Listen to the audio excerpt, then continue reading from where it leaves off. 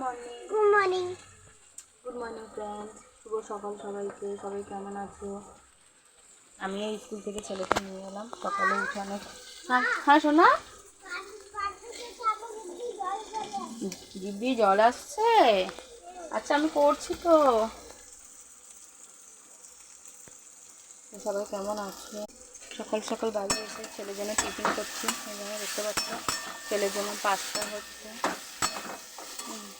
10টা বাজে, 10:30 বাজে আছে। দেরি হয়ে গেলে এদিকে আমি চা বসিয়েছি, কারণ আমাদের সকালবেলা যেহেতু স্কুলে তাড়া থাকে, এই জন্য চাটা খাওয়া হয় না।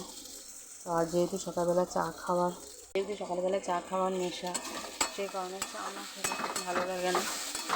আর এই জন্য এদিকে পাস্তা, এদিকে চা বসিয়েছি। তো এই যে জামা কাপড় ছিল সব মেললাম, কিন্তু ঘর দুয়ার এখনও পুরো। হ্যাঁ বাবা,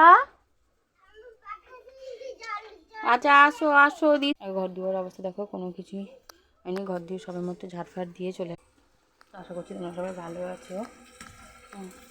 নতুন বছরে সবাই ভীষণ ভালোই কাটছে।